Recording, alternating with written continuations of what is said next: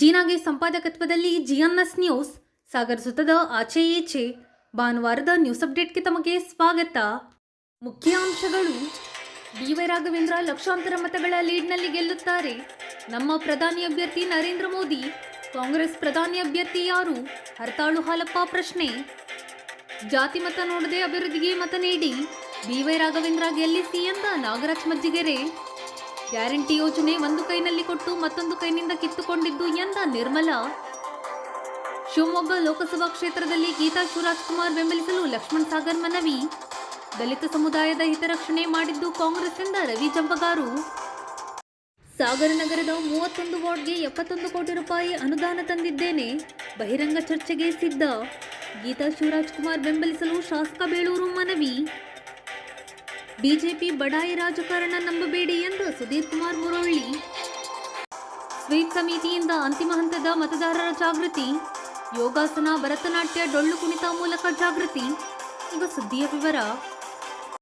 ಮೇ 7ರಂದು ಮತದಾರರು ಕಡ್ಡಾಯವಾಗಿ ಮತಗಟ್ಟೆಗೆ ಬನ್ನಿ. ಬಂದ ಮತದಾರರು ಬಿಜೆಪಿ ಅಭ್ಯರ್ಥಿ ಬಿ.ವೈ. ರಾಘವೇಂದ್ರ ಅವರಿಗೆ ಮತ ನೀಡಬೇಕು ಎಂದು ಮಾಜಿ ಸಚಿವ ಹಾಗೂ ಬಿಜೆಪಿ ರಾಜ್ಯ ಉಪಾಧ್ಯಕ್ಷ ಎಚ್. ಹಾಲಪ್ಪ ಹರತಾಳು ಮನವಿ ಮಾಡಿದ್ದಾರೆ. ಸಾಗರದ ಬಿಜೆಪಿ ಕಾರ್ಯಾಲಯದಲ್ಲಿ ಭಾನುವಾರ ಬೇರೆ ಬೇರೆ ಪಕ್ಷ ತೊರೆದು ಬಿಜೆಪಿ ಸೇರ್ಪಡೆಗೊಂಡವರನ್ನು ಪಕ್ಷಕ್ಕೆ ಬರಮಾಡಿಕೊಂಡು ಸುದ್ದಿಗಾರರ ಜೊತೆ ಮಾತನಾಡಿದ ಅವರು, ಒಳ್ಳೆಯ ಸ್ಪಂದನೆ ಇದೆ. ನಾವು ಈ ಸರಿ ಅಭಿವೃದ್ಧಿಯನ್ನು ಮುಂದಿಟ್ಟುಕೊಂಡು ಶಿವಮೊಗ್ಗ ಜಿಲ್ಲೆಯಲ್ಲಿ ಮತ ಕೇಳಿದ್ದೇವೆ. ಮತ್ತು ಮೋದಿಯೇ ಗ್ಯಾರಂಟಿ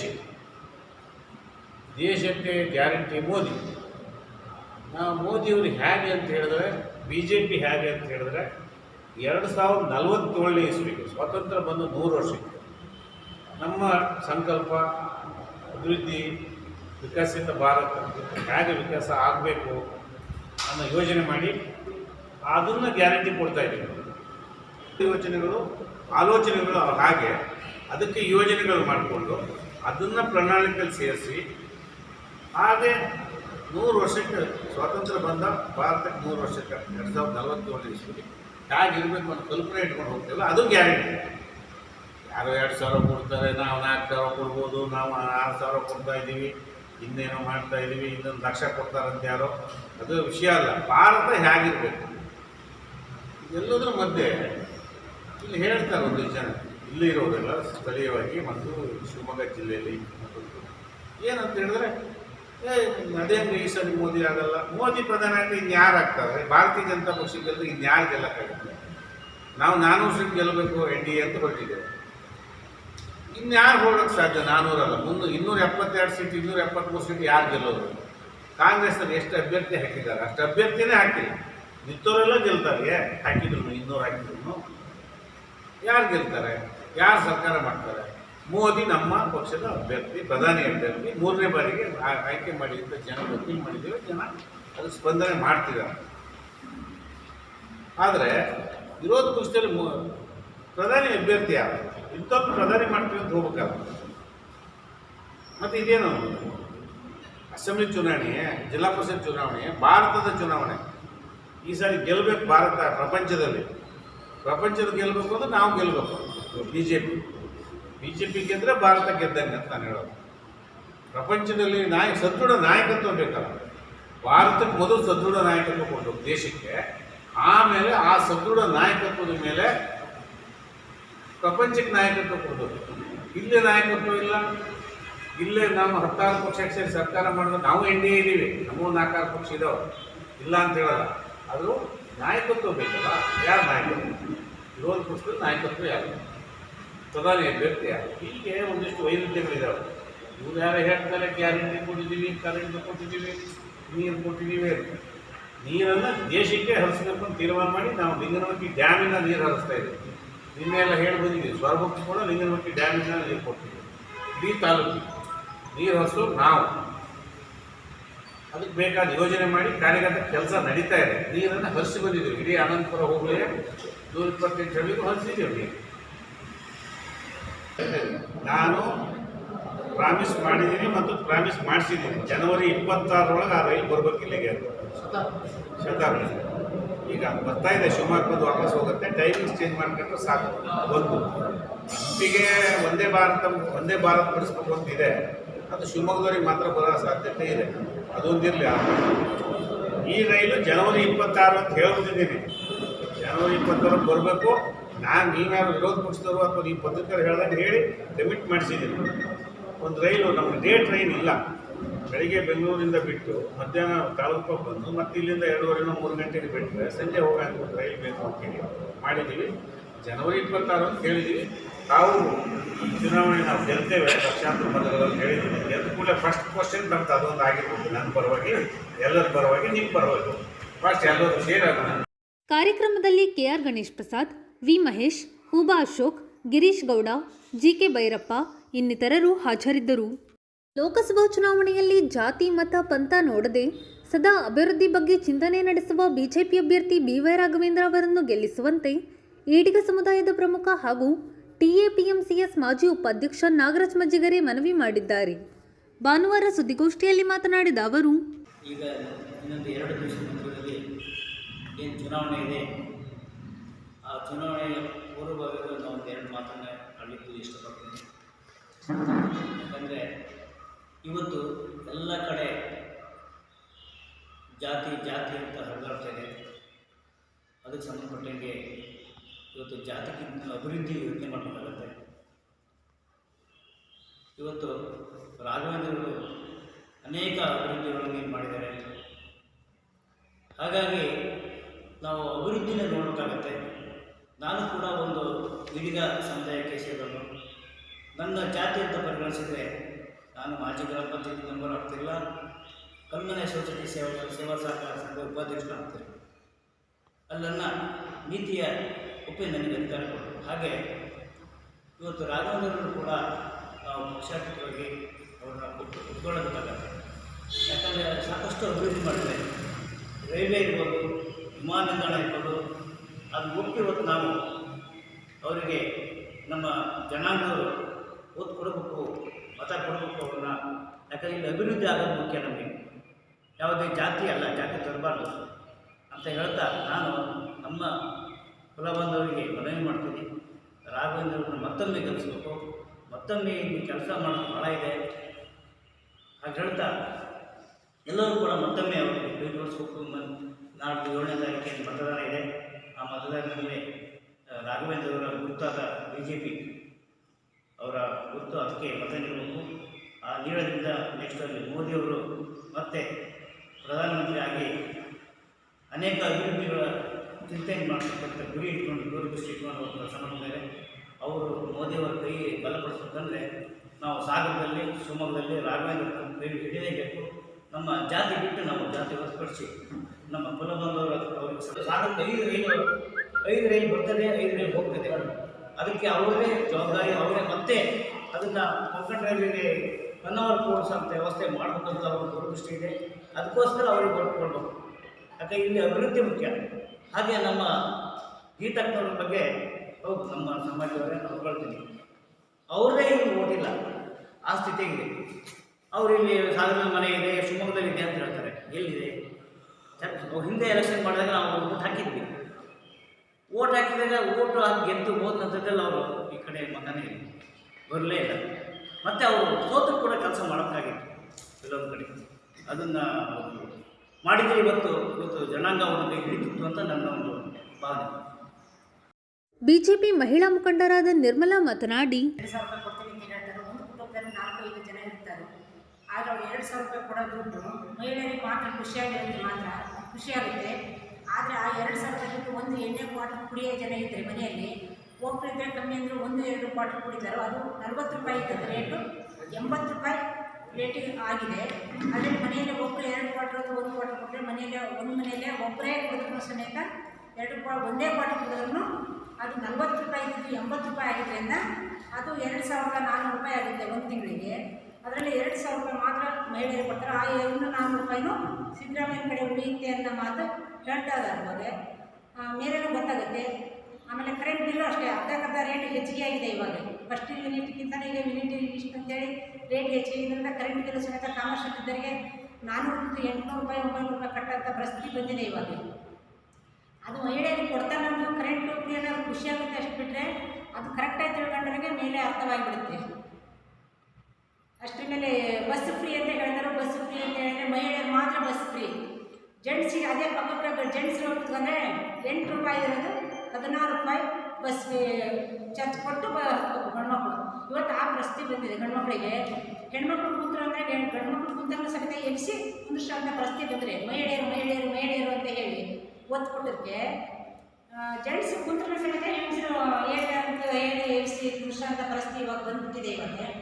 ಹಾಗಾಗಿ ಯೋಜನೆಗಳು ಇಷ್ಟು ಅಷ್ಟೊಂದು ಇನ್ನೊಂದು ಯೋಜನೆ ಇದೆ ಅಕ್ಕಿ ಭಾಗ್ಯ, ಅನ್ನಭಾಗ್ಯ ಅನ್ನಭಾಗ್ಯದ್ದು 10 kg ಕೊಡ್ತಾನೆ ಅಂತ ಹೇಳಿದರು. ಆದರೆ ಫಸ್ಟ್ ಮೋದಿಯವರು ಕೊರೋನಾ ಟೈಮಲ್ಲಿ 10 kg ಕೊಟ್ಟರು. ಅಷ್ಟು ಮೇಲೆ ಕೊರೋನಾ ಮುಗಿದ್ಮೇಲೆ ಅವ್ರು ಮಾಮೂಲಿ ಫಸ್ಟ್ ಯಾವ ಥರ 5 kg ಜನಕ್ಕೆ 5 kg ಕೊಡ್ತಾಯಿದ್ರು. ಇವಾಗಲೂ ಅದನ್ನು ಕಂಟಿನ್ಯೂ ನಡೆಸ್ತಾ ಇದ್ದಾರೆ. ಕೊರೋನಾ ಟೈಮಲ್ಲಿ 10 kg ಕೊಟ್ಟರು. ಕೊರೋನಾ ಮುಗಿದ ನಂತರ 5 kg ಅಕ್ಕಿ ಕೊಡ್ತಾನೆ ಆದರೆ ಇವಾಗ ಜನಗಳನ್ನು ಉಪಯೋಗಿಸ್ತಾನೆ. ಆದರೆ ಸಿದ್ದರಾಮಯ್ಯವರು ಕೊಡ್ತಾನೆ ಅಂತ ಹೇಳಿದರು. ಆದರೆ ಅಕ್ಕಿ ಸಿಗಲ್ಲ ಅಂತೇಳಿ ಲಾಸ್ಟಿಗೆ 34 ಬಾರಿ ಹೇಗಾದರೂ ಅಕ್ಕಿ ಸಿಗಲ್ಲ ಅಂತೇಳಿ ಅವರಿಗೆ ಜನಗಳಿಗೆ ದುಡ್ಡು ಹಾಕ್ತಿರ್ತಾರೆ. ಅದೇನಷ್ಟು ಉಪಯೋಗ ಆಗುತ್ತೆ ಅಂತ ನಾವು ಹೇಳಲ್ಲ. ಈ ಚುನಾವಣೆಯವರಿಗೆ ಮಾತ್ರ ನಡೆಯುತ್ತೆ. ಈ ಚುನಾವಣೆ ಮುಗಿದ ನಂತರ ಈ ಯೋಜನೆಗಳು ಯಾವೂ ನಡೆಯೋದಿಲ್ಲ. ನಡೆದಾಗಲೂ ಸರ್ಕಾರ ದೇಶನ ಮಾರ್ಕೊಂಡು ಹೋಗೋಂಥ ಪರಿಸ್ಥಿತಿ ಬರುತ್ತೆ ಅಂತ ಜನಗಳಲ್ಲಿ ಹೇಳ್ತಾ ಇದ್ದಾರೆ ಇವಾಗ. ಹಾಗಾಗಿ ಅಷ್ಟೊಂದು ಯೂಸ್ ಆಗುತ್ತೆ ಅಂತ ಹೇಳಕ್ಕೆ ಹೋಗ್ತಾ ಇಲ್ಲ ಮನಸ್ಸು. ನಮಗೂ ಸಮೇತ ಬರುತ್ತೆ, ಆದರೆ ಬಂದ್ರೂ ಸಮೇತ ಮನಸ್ಸು ಹೋಗ್ತಾ ಇಲ್ಲ. ಎಲ್ಲದೂ ರೇಟ್ ಹೆಚ್ಚಿಗಿದೆ. ಕಾಳು ಬೇಳೆ ಎಣ್ಣೆ ಪ್ರತಿಯೊಂದು ಹೆಚ್ಚಾಗಿದೆ ಇವಾಗ ರೇಟು. ಏನು ಸಿಗ್ತಾ ಇದೆ ಇವಾಗ ಜನಗಳಿಗೆ? ಸಣ್ಣ ಪುಟ್ಟ ಸಾಮಾನ್ಯ ಜನಗಳು ಬದುಕೋ ಸ್ಥಿತಿಯಲ್ಲಿ ಉಳಿದಿಲ್ಲ. ಇಲ್ಲ ಅಂದರೆ ಜನಗಳು ಕಷ್ಟಪಟ್ಟಾದರೂ ದುಡಿಮೆ ಮಾಡಿ ಜೀವನ ಮಾಡ್ಕೊಂಡು ದುಡ್ಕೊಂಡು ಹೋಗ್ತಾರೆ ಇದ್ದುದರಲ್ಲಿ. ಇವಾಗ ಏನಿದೆ ಬರುತ್ತೆ ಅನ್ನೋದು ಒಂದು ಆಸೆ ಒಂದು ಸೈಡ್ ಇರುತ್ತೆ, ಜೆಂಟ್ಸಿಗೆ ಒಂದು ಸೈಡು ಒಂಥರ ಅಪರಾಧ ಅನ್ನೋ ಲೆಕ್ಕಕ್ಕಾಗುತ್ತೆ. ಮಹಿಳೆಯರಿಗೆ ಥರ ನಾನು ಕಾರಣ ಹೆಚ್ಚಿಗೆ ಆಗಿದೆ ಅನ್ನೋ ಲೆಕ್ಕಕ್ಕೆ ನಡೀತಾ ಇದೆ ಇವಾಗ. ಹಾಗಾಗಿ ಅಷ್ಟೊಂದು ಯೂಸ್ ಆಗಿದೆ ಅಂತ ನಾವು ಹೇಳಕ್ಕೆ ಹೋಗ್ತಾ ಇದ್ದಾರೆ. ಹಾಗಾಗಿ BA ರಾಘವೇಂದ್ರ ಅವರು ಒಳ್ಳೆಯ ಕೆಲಸ ಮಾಡಿದ್ದಾರೆ. ಶ್ರೀಮಂತರ ಶೇಖರೆ ಇರ್ಬೋದು, ಇಲ್ಲಿ ರೈಲ್ವೆ ಬಿಡಿಸೋದ್ರಿಂದ ಹೇಳಿದರೆ ಅಷ್ಟರ ಮೇಲೆ ದೊಡ್ಡ ದೊಡ್ಡ ಕಾಮಗಾರಿಗಳನ್ನು ಸಿಕ್ಕಾಪಟ್ಟೆ ಮಾಡಿದ್ದಾರೆ. ಅದರಿಂದ ಅವ್ರಿಗೆ ಒಳ್ಳೆಯ ಉಪಯೋಗ ಆಗಿದೆ. ಹಾಗಾಗಿ ಜನಗಳಿಗೆ ಹೇಳೋದೇನೆಂದರೆ ಜಾತಿ ಎಲ್ಲ ಜಾತಿಯರು ಎಲ್ಲ ಪಕ್ಷಕ್ಕೂ ಎಲ್ಲ ಜಾತಿಯರು ಬೇಕು. ಅದಕ್ಕೆ ಜಾತಿ ಇದನ್ನು ತರಬಾರ್ದು. ಎಲ್ಲ ಜಾತಿಯರು ಎಲ್ಲ ಪಕ್ಷಕ್ಕೂ ಬೇಕಾಯಿತು. ಎಲ್ಲರಿಗೂ ಎಲ್ಲರ ಅವಶ್ಯಕತೆ ಇದ್ದೇ ಇರುತ್ತೆ. ಹಾಗಾಗಿ ಜಾತಿ ಇದನ್ನು ಮಾಡದೆ ಒಳ್ಳೆಯ ರೀತಿಯಿಂದ BA ರಾಘವೇಂದ್ರ ಅವರಿಗೆ ಒಳ್ಳೆಯ ರೀತಿಯಿಂದ ಕೊಟ್ಬಿಟ್ಟು ಎಲ್ಲರೂ ಬಹುಮತದ ಕೆಲಸ ಅಂತ ನಾವು ಹೋಗ್ತೇವೆ. ಗೋಷ್ಠಿಯಲ್ಲಿ ಕನ್ನಗೌಡ ಹುಲಿಮನೆ, ಚಂದ್ರಶೇಖರ್ ಇನ್ನಿತರರು ಹಾಜರಿದ್ದರು. ಲೋಕಸಭಾ ಚುನಾವಣೆಯಲ್ಲಿ ಶಿವಮೊಗ್ಗ ಲೋಕಸಭಾ ಕ್ಷೇತ್ರ ವ್ಯಾಪ್ತಿಯ ಮತದಾರರು ಕಾಂಗ್ರೆಸ್ ಅಭ್ಯರ್ಥಿ ಗೀತಾ ಶಿವರಾಜ್ಕುಮಾರ್ ಅವರಿಗೆ ಮತ ನೀಡಿ ಗೆಲ್ಲಿಸಬೇಕು ಎಂದು ದಲಿತ ಸಂಘರ್ಷ ಸಮಿತಿ ಪ್ರೊಫೆಸರ್ B ಕೃಷ್ಣಪ್ಪ ಸ್ಥಾಪಿತ ಬಣದ ತಾಲೂಕು ಸಂಚಾಲಕ ಲಕ್ಷ್ಮಣ್ ಸಾಗರ್ ಮನವಿ ಮಾಡಿದ್ದಾರೆ. ಭಾನುವಾರ ಸುದ್ದಿಗೋಷ್ಠಿಯಲ್ಲಿ ಮಾತನಾಡಿದ ಅವರು, ವಿಷಯ ಏನು ಮೇ 7ನೇ ತಾರೀಕು ಲೋಕಸಭಾ ಚುನಾವಣೆ ನಡೀತಾ ಇದೆ. ಈ ಲೋಕಸಭಾ ಚುನಾವಣೆಯಲ್ಲಿ ಕಾಂಗ್ರೆಸ್ ಪಕ್ಷದ ಪರವಾಗಿ BSS ಬೆಂಬಲವನ್ನು ಬಾಹ್ಯ ಬೆಂಬಲವನ್ನು ಸೂಚಿಸ್ತಾ ಇದೆ. ವಿಷಯ ಇಷ್ಟೇ, ಯಾಕಂದರೆ ಇವತ್ತು BJP ಒಂದು ಕೋಮುವಾದಿ ಪಕ್ಷ. ಯಾಕಂದರೆ ಇವತ್ತು ಏನು ಪ್ರಧಾನಮಂತ್ರಿ ನರೇಂದ್ರ ಮೋದಿ ಅವರು ನಿಮಗೆ ಎಲ್ಲ DPR ಕುಟುಂಬಕ್ಕೆ 15 ಲಕ್ಷ ರೂಪಾಯಿನ ಹಾಕ್ತೇವೆ ಅಂತ ಹೇಳಿ ಸುಳ್ಳು ಭರವಸೆಯನ್ನು ಕೊಟ್ಟಿದ್ದರು. ವರ್ಷಕ್ಕೆ 2,000 ಕೋಟಿ ಒಂದು ಉದ್ಯೋಗವನ್ನು ಸೃಷ್ಟಿ ಮಾಡ್ತೀವಿ ಅಂತಲೂ ಕೂಡ ಹೇಳಿದರು. ಮತ್ತು ದಲಿತರ ಪರವಾಗಿ ಯಾವುದೇ ಆದ ಒಂದು ಯೋಜನೆ ಕೂಡ ಕೇಂದ್ರ ಸರ್ಕಾರ ಮಾಡಿಲ್ಲ ಇದುವರೆಗೂ ಕೂಡ 5 ವರ್ಷದಲ್ಲಿ. ಅವರಿಗೆ 10 ವರ್ಷ ಇದೆ ಒಬ್ಬ ಪ್ರೈಮ್ ಮಿನಿಸ್ಟರ್ ಆಗಿ. 10 ವರ್ಷದಲ್ಲೂ ಕೂಡ ದಲಿತರ ಪರವಾಗಿ ಯಾವುದೇ ಚಿಂತನೆಗಳಿರಲಿ ಅಥವಾ ಯಾವುದೇ ಯೋಜನೆಗಳಿರಲಿ ಎಲ್ಲೂ ಕೂಡ ಮಾಡಿಲ್ಲ. ಹಾಗಾಗಿ ಮತ್ತೆ ಇನ್ನೊಂದು ವಿಷಯ ಏನಪ್ಪ ಅಂದರೆ, ಅವರು ಸಂವಿಧಾನವನ್ನು ಬದಲಾವಣೆ ಮಾಡ್ತೀವಿ ಅಂತೇಳಿ ಪದೇ ಪದೇ ಒಂದು ವಿಷಯವನ್ನು ಪ್ರಸ್ತಾಪ ಮಾಡ್ತಿದ್ದಾರೆ. ಹಾಗಾಗಿ ಬಾಬಾ ಸಾಹೇಬ್ ಅಂಬೇಡ್ಕರ್ ಬರೆದಂಥ ಈ ಸಂವಿಧಾನ ಎಲ್ಲ ಜಾತಿ ವರ್ಗ ಮಹಿಳೆಯರಿಗೆ ಕಾರ್ಮಿಕರಿಗೆ ಎಲ್ಲರಿಗೂ ಕೂಡ ಸರಿ ಸಮಾನವಾಗಿ ಒಂದು ಸಂವಿಧಾನವನ್ನು ಬರೆದು ದೇಶಕ್ಕೆ ಸಮರ್ಪಣೆ ಮಾಡಿದ್ದಾರೆ. ಇಂಥ ಒಂದು ಸಂವಿಧಾನವನ್ನೇ ನಾವು ವಿಭಜನೆ ಮಾಡ್ತೇವೆ ಅನ್ನೋದನ್ನು ಅವ್ರು ಹೇಳ್ತಿದ್ದಾರೆ. ನಮ್ಮದು ಏನು ಅಧಿಕಾರಕ್ಕೆ ಬಂದರೆ ಈ ಬಾರಿ 400 ಸೀಟು ತಗೋಬೇಕು, 400 ಸೀಟು ಬಂದರೆ ನಾವು ಈ ಸಂವಿಧಾನವನ್ನು ಬದಲಾವಣೆ ಮಾಡೇ ತೀರ್ತೀವಿ ಅಂತ ಒಂದು ಷರತ್ತನ್ನು ಹಾಕಿದ್ದಾರೆ. ಯಾಕಂದರೆ ಈ ರೀತಿಯಾದ ಒಂದು ಉಡಾಪಾಯ ಮಾತುಗಳು ಅಥವಾ ಒಂದು ಸಂವಿಧಾನ, ಯಾಕಂದರೆ ಅವರು ಕೂಡ ಒಬ್ಬ ಸಂವಿಧಾನದ ಅಡಿಯಲ್ಲಿ ಇವತ್ತು ಅಧಿಕಾರನ ಅನುಭವಿಸಿದ್ದಾರೆ. ಅಂಥ ಒಂದು ಸಂವಿಧಾನ ಅಡಿಯಲ್ಲಿ ಅಧಿಕಾರ ಅನುಭವಿಸಿದವರು ಇವಾಗ ಸಂವಿಧಾನನೇ ನಾವು ಬದಲಾವಣೆ ಮಾಡಲಿಕ್ಕೋಸ್ಕರ ನಾವು ಬಂದಿದ್ದೀವಿ ಅನ್ನೋ ಒಂದು ಉಡಾಪಾಯ ಮಾತನ್ನು ಇವತ್ತು ಹೇಳ್ತಾ ಇದ್ದಾರೆ. ಹಾಗಾಗಿ ಇವತ್ತು ಕರ್ನಾಟಕ ದಲಿತ ಸಂಘರ್ಷ ಸಮಿತಿ ಇಡೀ ರಾಜ್ಯದಲ್ಲಿ ಈ ಸರಿ ಏನು ಕಾಂಗ್ರೆಸ್ ಪರವಾಗಿ ಒಂದು ಬೆಂಬಲವನ್ನು ಕೊಡ್ತಾ ಇದೆ. ಹಾಗಾಗಿ ನಮ್ಮ ಸಾಗರದಲ್ಲೂ ಕೂಡ ಕಾಂಗ್ರೆಸ್ ಪರವಾಗಿ ಒಂದು ಬೆಂಬಲವನ್ನು ಸೂಚಿಸ್ತಾ ಇದ್ದೇವೆ. ನಗರಸಭೆ ಮಾಜಿ ಸದಸ್ಯ ರವಿ ಜಂಬಗಾರು ಮಾತನಾಡಿ, ಲೋಕಸಭಾ ಚುನಾವಣೆಯಲ್ಲಿ ಶಿವಮೊಗ್ಗ ಕ್ಷೇತ್ರದಿಂದ ಗೀತಾ ಶಿವರಾಜ್ ಕುಮಾರ್ ಅವರು ಸ್ಪರ್ಧೆ ಮಾಡಿದ್ದಾರೆ. ಕರ್ನಾಟಕ ದಲಿತ ಸಂಘರ್ಷ ಸಮಿತಿ ಅಳೆದು ತೂಗಿ ಆಲೋಚನೆ ಮಾಡಿ ಸಂವಿಧಾನದ ಅಡಿಯಲ್ಲಿ ದಲಿತರಿಗೆ ಸಿಗಬೇಕಾಗಿರ್ತಕ್ಕಂಥ ಎಲ್ಲ ಸೌಲಭ್ಯಗಳು ಆ ಸಂವಿಧಾನದ ಅಡಿಯಲ್ಲಿ ಸಿಕ್ಕಿದೆ.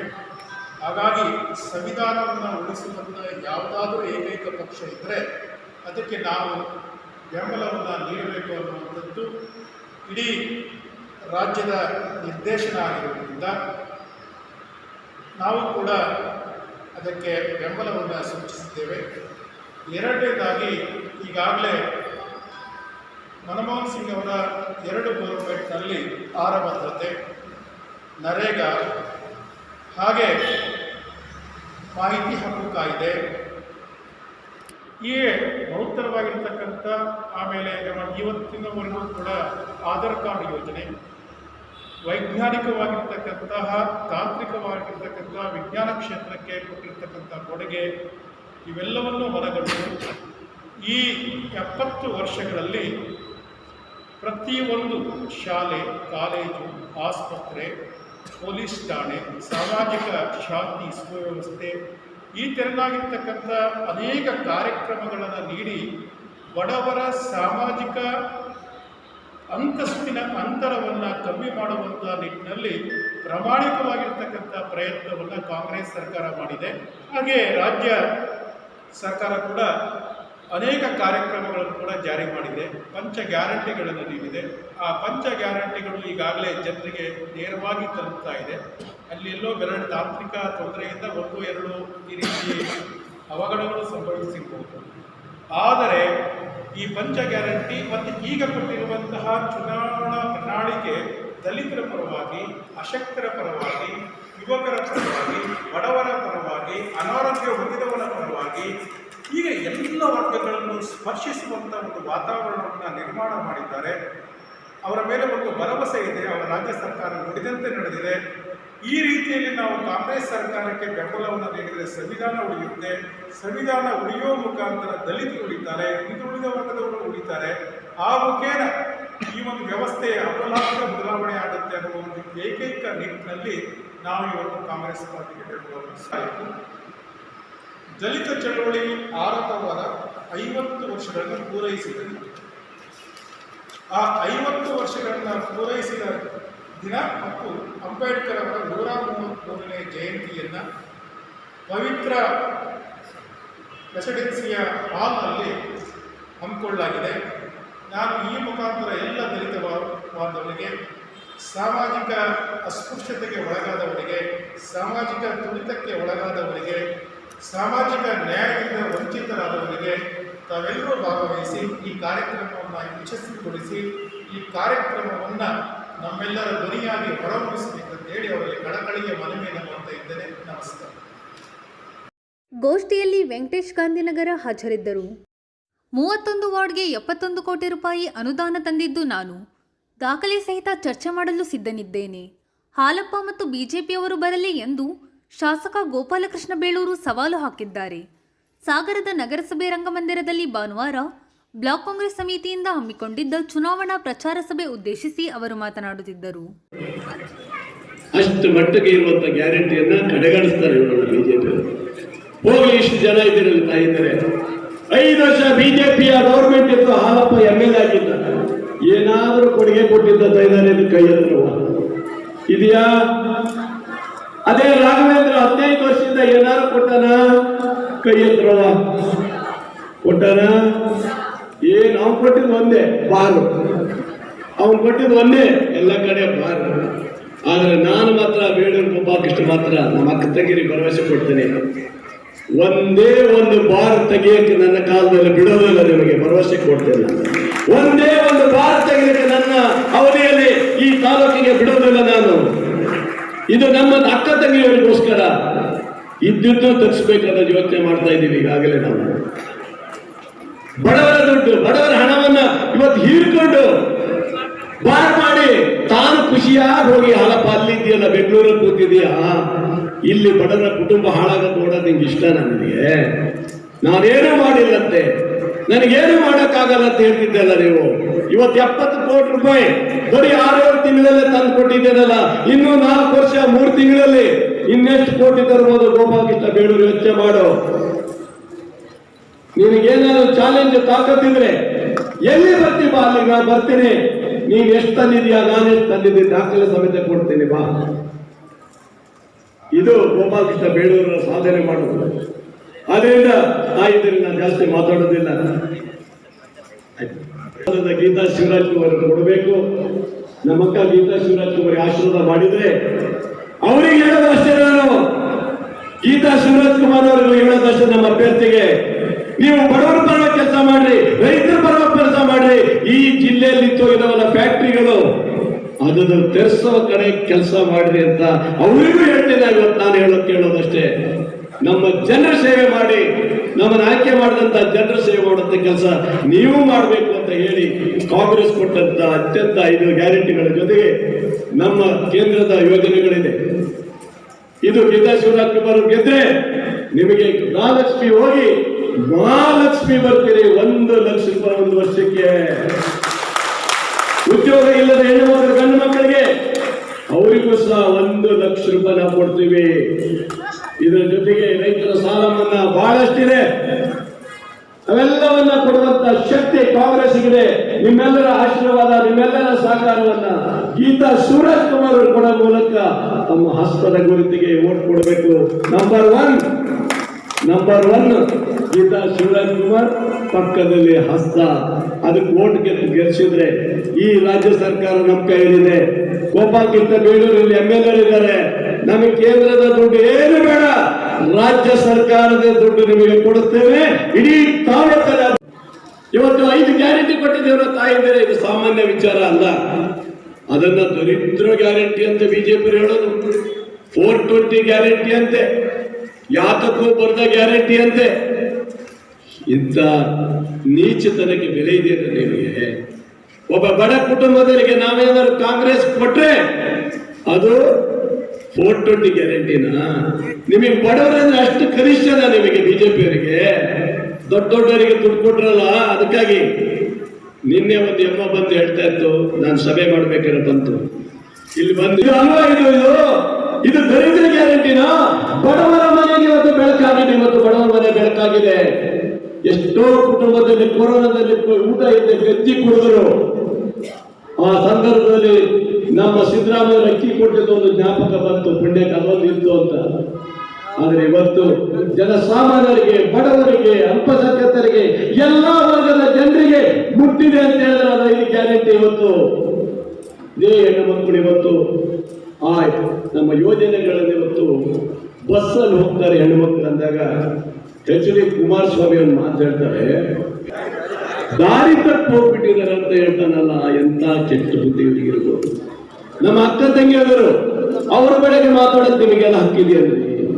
ನಮ್ಮ ಅಕ್ಕ ತಂಗಿಯವರು ದಾರಿ ತಪ್ಪಿಗೆಲ್ಲ ಕುಮಾರಸ್ವಾಮಿ ಅವರೇ, ನಿನ್ನ ಮಗ ಪ್ರಜ್ವಲ್ ರೇವಣ್ಣ ದಾರಿ ತಪ್ಪು ಹೋಗ್ಯಾರ, ನಾಚಿಕೆ ಹೋಗ್ತೀರಿ. ನಮ್ಮ ಅಕ್ಕ ತಂಗಿಯವರ ಬಗ್ಗೆ ಮಾತಾಡೋದು ಹಕ್ಕಿಲ್ಲ. ಕರ್ನಾಟಕದ ಬಡವರು ಬಂದಂತೂ ಯಾರಿಗೂ ಹೇಳಿಲ್ಲ. ಬಡವರು ಬಂದಂತ ಹೇಳಿರೋದು ಒಬ್ಬರಿಗೆ, ಅದು ಬಂಗಾರಪ್ಪ ಅಂತವ್ರಿಗೆ ಬಿಟ್ಟರೆ ಮತ್ತೆ ಯಾರಿಗೂ ಹೇಳಿಲ್ಲ. ಅಂತ ಒಬ್ಬ ನಾಯಕನ ಮಗಳು ಇವತ್ತು ಚುನಾವಣೆಗೆ ನಿಂತಿದ್ದಾರೆ. ಇಲ್ಲಿ ಕೂತಿರುವಂತ ಬಹಳ ಜನರಿಗೆ ಗೊತ್ತಿಲ್ಲ. ಬಡವರಿಗೆ ಆಶ್ರಯ ಮನೆ ಅಂತ ಆ ಕಾಲದಲ್ಲಿ ಒಂದು ಕಟ್ಟಬೇಕು, ಬಡವರಿಗೆ ನೆಮ್ಮದಿ ಬೆಳಕು ಕೊಡಬೇಕಂತ ಹೇಳಿ ಆಶ್ರಯ ಮನೆ ಕೊಟ್ಟಂತ ಮಹಾನ್ ನಾಯಕನ ಮಗಳು ಇವತ್ತು ಅಲ್ಲಿದ್ದಾರೆ. ಇಡೀ ರಾಜ್ಯದಲ್ಲಿ ದೇವಸ್ಥಾನಗಳಿಗೆ ಕೊಟ್ಟಂತ ಕೀರ್ತಿ ಇದ್ರೆ ಅದು ಬಂಗಾರಪ್ಪನವರಂತ ಕುಟುಂಬಕ್ಕೆ ಸೇರ್ಬೇಕು. ಗೀತಾ ಶಿವರಾಜ್ ಕುಮಾರ್ ಬಗ್ಗೆ ಮಾತಾಡ್ತಾರೆ. ಇವತ್ತು ಬಿಜೆಪಿ ಮುಖಂಡರು ಅವ್ರು ಏನ್ ಮಾಡಿದ್ದಾರೆ, ಏನ್ ಸಾಧನೆ ಮಾಡಿದ್ದಾರೆ ಅಂತ ಹೇಳಿ. ಗೀತಾ ಶಿವರಾಜ್ ಕುಮಾರ್ ಇನ್ನೂ ಗೆದ್ದಿಲ್ಲ, ಗೆದ್ಮೇಲೆ ತಾನೇ ಅವ್ರ ಸಾಧನೆ ತೋರಿಸುವಂತ. ಇವತ್ತು BY ರಾಘವೇಂದ್ರ 15 ವರ್ಷಗಳ ಕಾಲ 3 ಟರ್ಮ್ ಇವತ್ತು ರಾಜ್ಯದಲ್ಲಿ ಇವತ್ತು ಶಿವಮೊಗ್ಗ ಜಿಲ್ಲೆ MP ಮಾಡಿದ್ದಾರಲ್ಲ. ಈ ಅಪ್ಪನ ಕೊಡುಗೆ ಏನಿದೆಯೋ ಇಲ್ಲಿ ಸಾಗರದ ನಿಮ್ಮ ಕೊಡುಗೆ ತೋರಿಸ್ಬೇಕು. BY ರಾಘವೇಂದ್ರ ಅವರೇ, ಯಾವ ಅಭಿವೃದ್ಧಿ ನೀವು ಮಾಡಿ ತೋರಿಸಿದ್ದೀರಿ? 5 ವರ್ಷಗಳ ಹಿಂದೆ ಇವತ್ತು ಬಿಜೆಪಿ ಸರ್ಕಾರ ಇಲ್ಲಿ ಇತ್ತಲ್ಲ, ಅವತ್ತು ಏನು ಮಾಡಿ ತೋರಿಸಿದ್ರಿ ನೀವು? ಯಾವ್ದಾದ್ರೂ ನೀವು ಬಿಲ್ಡಿಂಗ್ ಕಟ್ಟಿದ್ದೀರಿ? ನಿಮಗೆ ಇಡೀ ತಾಲೂಕಿನಲ್ಲಿ ಬಿಲ್ಡಿಂಗ್ ಕಟ್ಟಿದ್ದಿದ್ರೆ ಅದು ಕಾಗೋಡು ತಿಮ್ಮಪ್ಪನವರು ಇರ್ಬೋದು, ಗೋಪಾಲಕೃಷ್ಣ ಬೇಡರು ಇರ್ಬೋದು. ನೆನಪಿಡ್ಕೋಬೇಕು. ಇವತ್ತು ಹಾಲಪ್ಪ ಕಟ್ಟಿದ್ದು ಒಂದೇ, ಬಾರ್ ಕಟ್ಟಿದ್ದು ಒಂದೇ ಕೊಟ್ಟಂತ ಎಲ್ಲಾ ಕಡೆ ಬಾರ್ ತೆಗೆದು ನಮ್ಮ ಅಕ್ಕಂಗಿದ್ರು ಪರ್ಕೆ ತಗೊಳ್ಳೋ ಅವರ ಮಟ್ಟಿಗೆ ತಗೊಲ್ಲ. ಎಲ್ಲಿವರೆಗೆ ತೆಗೆದ ಬಾರ್ ಅಂತ ಹೇಳಿದ್ರೆ ಮೂಲೆಗೂ ಬಾರ್ ತೆಗೆದು ಇಡೀ ಸಾಗರದ ಜನರನ್ನ ಹುಡುಕಲಾಗಿ ಮಾಡುವಂತ ಸ್ಥಿತಿ ತಂದಿದ್ದಿದ್ರೆ ಇದು ಹಾಲಪ್ಪನವರ ಕೊಡುಗೆ. ಬಹುಶಃ ಮೋದಿಯವರು ಹೇಳಿದ್ರೇನ, ನೀನ್ ಎಲ್ಲಾ ಕಡೆ ಬಾರ್ ತೆಗಿ, ಬೇಟಿ ಬಚಾವೋ ಅಂತ ಇದೆಯಲ್ಲ, ಅದು ಆಗ್ಬಾರ್ದು ಅಂತ ಹೇಳಿದ್ರೆ ಏನೋ ಗೊತ್ತಿಲ್ಲ. ಈ ಮಟ್ಟದಲ್ಲಿ ಇದ್ದಂತ ಅವರ ನೀಚತನ ಇವತ್ತು ಬರೆದಿಡಬೇಕು. ನಮ್ಮ ತಾಲೂಕಿನ ಇಲ್ಲಿಯ ಸಿಟಿಯ ಎಲ್ಲ 31 ವಾರ್ಡಿನ ಜನತೆಯಲ್ಲಿ ಇದ್ದಿದ್ರೆ, ನನಗೆ ಅಧಿಕಾರ ಕೊಟ್ಟಂತವ್ರು ನೀವು, ಈ ಸರ್ಕಾರ ತಂದಂತವ್ರು ನೀವು, ಈ ರಾಜ್ಯದಲ್ಲಿ ನಿಮಗೆ ಗ್ಯಾರಂಟಿ ತರುವಂತ ಕೆಲಸ ಮಾಡಿದವರು ಸಹ ನೀವೇನಂತ ನಾನು ತಿಳ್ಕೊಂಡಿದ್ದೀನಿ. ಇವತ್ತು 31 ವಾರ್ಡಲ್ಲೂ ಸಹ ಗೋಪಾಲಕೃಷ್ಣ ಬೇಡರು ಪಾದಯಾತ್ರೆ ಮಾಡೋ ಮೂಲಕ ನಿಮ್ಮ ವಾರ್ಡಲ್ಲಿ ಏನೇನು ಆಗ್ಬೇಕು, ಏನೇನು ಕೆಲಸ ಆಗ್ಬೇಕು ಅನ್ನೋ ರೀತಿಯಲ್ಲಿ ಇವತ್ತು ಇಡೀ ತಾಲೂಕಿನ ಇಡೀ ನಿಮ್ಮ ವಾರ್ಡ್ಗಳಲ್ಲಿ ಓಡಾಡಿದ್ದು ನಾನು. ನಿಮ್ಮ 31 ವಾರ್ಡಲ್ಲೂ ನೀವು ಬರೆದಿಡ್ಕೋಬೇಕು. ಈ 5 ವರ್ಷದಲ್ಲಿ 31 ವಾರ್ಡಲ್ಲೂ ನಿಮ್ಮ ಏನು ವಾರ್ಡಲ್ಲಿ ಅಭಿವೃದ್ಧಿ ಆಗಿಲ್ಲ ಅಷ್ಟು ಕೆಲಸವನ್ನ ಗೋಪಾಲಕೃಷ್ಣ ಬೇಡವರು ಮಾಡಿ ತೋರ್ತಾರೆ. ನಿಮಗೆ ಭರವಸೆ ಇದೆ. ಈಗಾಗಲೇ ನಾನು ಬೇಕಾದಷ್ಟು ಕೊಟ್ಟಿದ್ದೇನೆ. ನಾನೇ ಕೊಟ್ಟಿರುವಂತ ಹಣನ ಮೊನ್ನೆ ಹಾಲಪ್ಪ ಹೇಳ್ತಾನಂತೆ, ನಮ್ಮ ಸರ್ಕಾರ ಕೊಟ್ಟಿದ್ದು ಹಣ ಅಂತ. ನಿನ್ನ ಸರ್ಕಾರದಲ್ಲಿ ಬಿಡುಗಡೆ ಮಾಡಿದೆ, ದುಡ್ಡಂತೂ 1 ರೂಪಾಯಿ ಇಟ್ಟು ಹೋಗಿರಲಿಲ್ಲ ನೀನು. ಇವತ್ತು ನಾನು ಬಂದ ಮೇಲೆ ಇಡೀ ನಿಮ್ಮ ವಾರ್ಡ್ಗಳಲ್ಲಿ ಇವತ್ತು ಇಷ್ಟೊಂದಿದೆ. ಕೊಟ್ಟರೆ ಹೇಳಕ್ ಹೋದ್ರೆ ಅರ್ಧ ಗಂಟೆ ಬೇಕಾಗುತ್ತೆ. ಸುಮಾರು ಇಡೀ ನಿಮ್ಮ 31 ವಾರ್ಡ್ಗಳಿಗೆ 71 ಕೋಟಿ ರೂಪಾಯಿ ಈಗಾಗಲೇ ನಿಮಗೆ ಬಿಡುಗಡೆ ಮಾಡಿದ್ದೇನೆ. ಚಾಲೆಂಜ್ ಇದ್ರೆ ಬರಕೇನೆಯ ಇವತ್ತು ಬಿಜೆಪಿಯವರಿಗೆ, ಬಿಜೆಪಿಯ ಹಾಲಪ್ಪನಿಗೆ, ಯಡಿಯೂರಪ್ಪನ ಮಗನಿಗೆ ಬರಕ್ಕೆ. ನಮ್ಮ ವಾರ್ಡಿಗೆ ಹೋದಾಗ ಆ ಪಕ್ಷದ ನಗರಸಭಾ ಸದಸ್ಯರೇ ಹೇಳಿದ್ದಾರೆ, ಗೋಪಾಲಕೃಷ್ಣ ಬೇಡೂರು ತಂದುಕೊಟ್ರು, ನಮಗೆ ಅಭಿವೃದ್ಧಿ ಕೊಟ್ಟಿದ್ದಾರೆ ಅಂತ ಹೇಳಿ ಅವರೇ ಭಾಷಣ ಹೊಡೆದಾಗ ಈ ಹಾಲಪ್ಪ ಹೇಳ್ತಾನೆ, ಇಲ್ಲ ನಾನ್ ತಂದು ಕೊಟ್ಟಿದ್ದು ಅವರು ಅಭಿವೃದ್ಧಿ ಮಾಡ್ತಾರೆ ಅಂತ. ನನಗೆ ನಿನ್ ದುಡ್ಡು ಅವಶ್ಯಕತೆ ಇರಲಿಲ್ಲ. ಇವತ್ತು ನಾನು ಇಡೀ ಸಿಟಿಯಲ್ಲಿ ಎಲ್ಲ ಬಿಲ್ಡಿಂಗ್ಗಳನ್ನು ಕೊಡೋ ಮೂಲಕ ಇಡೀ ಸಿಟಿಯನ್ನು ಅಭಿವೃದ್ಧಿ ಮಾಡಬೇಕು. ಸಾಗರದ ಎಲ್ಲ ಪಾರ್ಕ್ಗಳು ಕಪ್ಪು ನಾರ್ತಾ ಇದೆ, ಒಂದು ಪಾರ್ಕ್ ಇಲ್ಲ. ನಮ್ಮ ಅತ್ತಂಗರು ವಾಕಿಂಗ್ ಮಾಡಕ್ ಹೋದ್ರೆ ಏನು ಪಾರ್ಕ್ ಇಲ್ಲ, ಎಲ್ಲ ಹಳ. ಕಾಂಗ್ರೆಸ್ ಮುಖಂಡ ಹಾಗೂ ವಾಗ್ಮಿ ಸುಧೀರ್ ಕುಮಾರ್ ಮುರಳ್ಳಿ ಮಾತನಾಡಿ, ಫೋಟೋ ಹಾಕಿ ನಮ್ಮೆಲ್ಲರ ಶ್ರೇಷ್ಠ ಧರ್ಮ ಗ್ರಂಥ ಅಂದ್ರೆ ಅದು ಭಾರತದ ಸಂವಿಧಾನ ಅಂತ ಹೇಳಿದ್ದಾರೆ. ಎಲ್ಲ ಕ್ಯಾಪ್ರ ಮುಂಡೆವ. ನಾವು ಇದನ್ನ ಸ್ವಾತಂತ್ರ್ಯ ಬಂದಾಗಿಂದ ಹೇಳ್ತಾ ಇದ್ದೇವೆ. ಹಿಂದೂಗಳಿಗೆ ಭಗವದ್ಗೀತೆ, ರಾಮಾಯಣ, ಮಹಾಭಾರತ, ಉಪನಿಷತ್, ವೇದ, ಮುಸಲ್ಮಾನರಿಗೆ ಕುರಾನ್, ಕ್ರಿಶ್ಚಿಯನ್ನರಿಗೆ ಬೈಬಲ್, ಜೈನರಿಗೆ ತ್ರಿಪಿಟಕ. ಆದ್ರೆ ಇಡೀ ಭಾರತೀಯರಿಗೆ ಬೇಕಾಗಿರ್ತಕ್ಕಂಥದ್ದು ಬಾಬಾ ಸಾಹೇಬ್ ಅಂಬೇಡ್ಕರ್ ಕೊಟ್ಟಿರ್ತಕ್ಕಂಥ ಸಂವಿಧಾನ ಅಂತ ಸ್ವಾತಂತ್ರ್ಯ ಬಂದಾಗಿಂದ ಹೇಳ್ತಾ ಇದ್ದೀವಿ.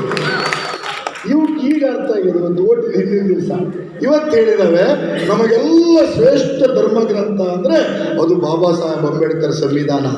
ಇಲ್ಲೇ ಪಕ್ಕದಲ್ಲೇ ಓಡಾಡ್ತಿತ್ತು ಮನೆಯವರಿಗೆ ದೈ ಓಡಾಡೋದಕ್ಕೆ. ಸಂವಿಧಾನ ಬದಲಾಯಿಸ್ತೀವಿ. ಅದಕ್ಕೆ ಟಿಕೆಟೇ ಇಲ್ಲ. ಪಾಪ ಅವ್ರಿಗೆ ಕೊರತೆ ಕೂತದೆ, ಪುರುಸೊತ್ತಿದೆ. ಏನು ಕಾಗೇರಿ ಸೋಲ್ಬೇಕು. ಅದು ಜಾತಿ ಜಗಳ ಅವ್ರವ್ರು ಮಾಡ್ಕೊಳ್ಳಿ, ನಮಗೇನು ಸಾಮಾನ್ಯ. ಕರೆಕ್ಟ್ ಅವ್ರವ್ರದ್ದು ಮಾಡ್ಕೊಳ್ಳಿ. ಆದರೆ ಪಕ್ಕದ ಕ್ಷೇತ್ರದಲ್ಲಿ ಅಂಜಲಿ ನಿಂಬಾಳ್ಕರ್ ಅವರು ಗೆಲ್ತಾರೆ. ಇಲ್ಲಿ ಗೀತಾ ಶಿವರಾಜ್ ಕುಮಾರ್ ಗೆಲ್ತಾರೆ. ನೆನಪಿಟ್ಕೊಳ್ಳಿ, ನೀವು ಅವತ್ತು ಕೊಡಿಸ್ತಾ ಹೇಳ್ದ, ನಮ್ಮ ಗೋಪಾಲಣ್ಣನ ಕೈಲಿ ದುಡ್ಡೇನಿಲ್ಲಲ್ಲ ಅಣ್ಣ, ಎಂತಕ್ಕೆ ಕೇಳಿದ್ರು ಅಂತ ಹೋಯ್ತಂತೆ. ಇವ್ರ ಪಾಪ ಸಾಂತ್ವನ ಹೇಳ್ತಾರೆ, ಕೇಳಿದ ಜೋಬಿಂದ ತೆಗೆದು 1 ಲಕ್ಷಕ್ಕೆ ಒಟ್ಟಾಯ್ತು. ಸಾಯಂಕಾಲ ವಾಪಸ್ ಬರುತ್ತೆ ಖಾಲಿ ಜೇಬು. ಇವು ಜೇಬು ತುಂಬಿಸ್ಕೊಬಿಟ್ಟವೆ. ರಾಘಣ್ಣ ಯಡಿಯೂರಪ್ಪ ತುಂಬಿಸ್ಕೊಂಡಿದ್ದಾರೆ. ಜನಕ್ಕೆ ಕೊಡೋದಂದ್ರೆ ಆಗಲ್ಲ, ಆದ್ರೆ ಇವತ್ತು ರಾತ್ರಿ ನಾಳೆ ರಾತ್ರಿ ಕೊಡ್ತಾರಂತೆ. ಇಲ್ಲಿ ನಿಮ್ಮ ಬೂತ್ ಅಧ್ಯಕ್ಷನೆಲ್ಲ ನೋಡ್ಕೊಂಡಿರಿ. ಒಬ್ಬೊಬ್ಬ ಬಿಜೆಪಿಯ ಬೂತ್ ಅಧ್ಯಕ್ಷರಿಗೆ ನಿಮ್ಮೂರಲ್ಲಿ ಪ್ರತಿಯೊಬ್ಬರಿಗೂ 3,000 ರೂಪಾಯಿ ಕೊಡಬೇಕು ಅಂತ ದುಡ್ಡು ಕಳಿಸ್ಕೊಟ್ಟಾರ. ಈ ಬೂತ್ ಅಧ್ಯಕ್ಷ ಏನಾರು 500,000 ರೂಪಾಯಿ ಕೊಟ್ಟರೆ ಸೆಟ್ಗನ್ನ ಕೆಂಡದೊಳಗೆ ಹಾಕಿ ಇಟ್ಕೊಂಡು ಹೊರಗೆ ತಗೋಬರ್ಬೇಕು. ಆಣೆ ಪಾಣೆ ಮಾಡಿದ್ರೆ ಚಿಗಂದೂರು ಸೌಜೇಶ್ವರಿ ಆಣೆ, ಪುರದೈವತೆ ಆಗಿರ್ತಕ್ಕಂಥ ಮಾರಿಕಾಂಬೆ ಆಣೆ, ಯಾವ ಕಾರಣಕ್ಕೂ ಇವರ ಯಾವ ಆಣೆ ಪ್ರಸಾದಗಳು ಸಹಿತ ನಡೆಯೋದಿಲ್ಲ. ಪಾಪ ದುಡ್ಡು ಕೊಟ್ಟರೆ ತಗೊಳ್ಳಿ, ತಿಂಗಳ ದುಡ್ಡು ಕಳಿಸ್ಕೊಡ್ತಕ್ಕಂಥ ಕಾಂಗ್ರೆಸ್ ಪಕ್ಷಕ್ಕೆ ನೀವು ಓಟನ್ನು ಹಾಕಬೇಕು ಅನ್ನುವಂಥ ಮಾತನ್ನು ಸಂದರ್ಭದಲ್ಲಿ ನಾನು ಸ್ವಲ್ಪ ಸಾಹಿತ್ಯದ ವಿದ್ಯಾರ್ಥಿ. 2019 ಎಲೆಕ್ಷನ್ ಬಂತು. ಆ ಎಲೆಕ್ಷನ್ ಬಂದ್ಗಳು ಯಾರೂ ಇಲ್ಲ, ಓನ್ಲಿ ಅಣ್ಣ ಬಾಣ, ಓನ್ಲಿ 56-54 ಇಂಚಾರೆ, ಯಾರೂ ಇಲ್ಲ.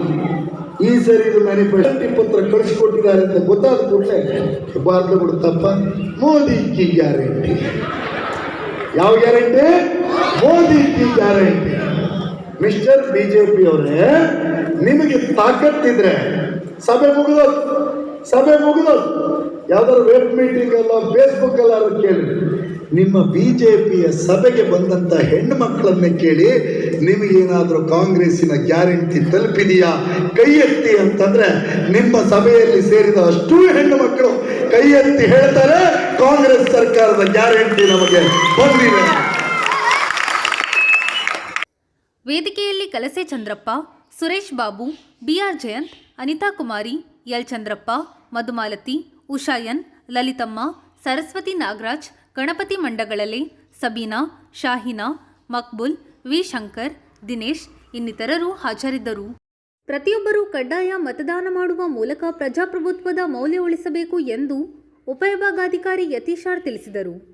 ಸಾಗರದ ಸ್ವೀಪ್ ಸಮಿತಿ ವತಿಯಿಂದ ಶನಿವಾರ ಡೊಳ್ಳು, ಯೋಗಾಸನ, ಗಾಯನ, ಭರತನಾಟ್ಯದ ಮೂಲಕ ಮತದಾರರ ಜಾಗೃತಿ ಕಾರ್ಯಕ್ರಮಕ್ಕೆ ಚಾಲನೆ ನೀಡಿ ಅವರು ಮಾತನಾಡುತ್ತಿದ್ದರು.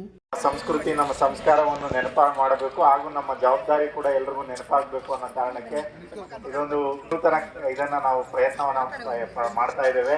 ಅದಕ್ಕೆಲ್ಲರೂ ತಾವು ಸಹಕರಿಸಿ ಎಲ್ಲರೂ ಭಾಳ ಚಂದವಾಗಿ ರೆಡಿಯಾಗಿ ಬಂದಿದ್ದೀರಿ. ತಮ್ಮೆಲ್ಲರಿಗೂ ನನ್ನ ಚುನಾವಣಾ ಇಲಾಖೆ ಕಡೆಯಿಂದ, ಸ್ವೀಪ್ ಸಮಿತಿಯಿಂದ ಧನ್ಯವಾದಗಳು. ಎಲ್ಲರೂ ದಯವಿಟ್ಟು ಮತದಾನದ ಬಗ್ಗೆ ಜಾಗೃತಿಯನ್ನು ಇವತ್ತು ನಾವು ನಮ್ಮ ತಾಲೂಕು ಮಟ್ಟದಲ್ಲಿ, ಜಿಲ್ಲಾ ಮಟ್ಟದಲ್ಲಿ ಮಾಡಿದ್ದೇವೆ. 6ನೇ ತಾರೀಕು 7ನೇ ತಾರೀಕು ಇದನ್ನು ನೀವು ದಯವಿಟ್ಟು ಮನೆಗೆ ತೊಗೊಂಡೋಗ್ಬೇಕು.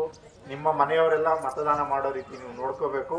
ಇಷ್ಟು ದಿನ ನಾವೇನು ಶ್ರಮ ಪಟ್ಟಿದ್ದೀವಿ 2 ತಿಂಗಳು ಚುನಾವಣೆಗಾಗಿ, ಅದು ಯಶಸ್ವಿ ಆಗಬೇಕು. ನಾವು 90% ಮತದಾನವನ್ನು ಮುಟ್ಲೇಬೇಕು. ಮಕ್ಕಳು ಇವತ್ತು ಭಾಳಷ್ಟು ಆಸಕ್ತಿಯಿಂದ ಬಂದಿದ್ದಾರೆ. ಕಾರಣ ಅವ್ರ ಭವಿಷ್ಯಕ್ಕಾಗಿ ನಾವೆಲ್ಲ ಮತದಾನ ಮಾಡ್ತಾ ಇರ್ತಕ್ಕಂಥದ್ದು.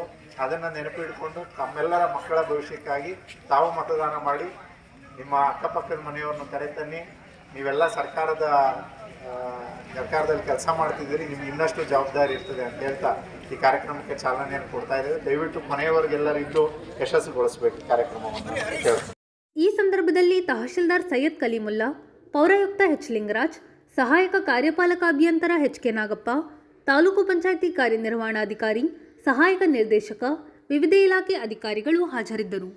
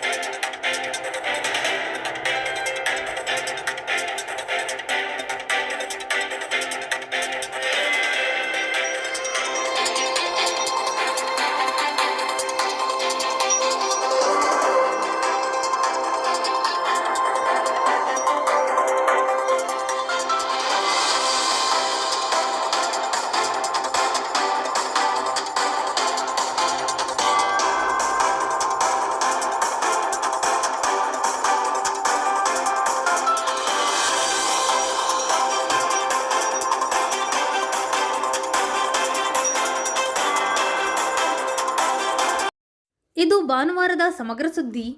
ನಿರಂತರ ಸುದ್ದಿಗಾಗಿ ನೋಡ್ತಾ ಇರಿ GNS ನ್ಯೂಸ್. ನಮಸ್ಕಾರ.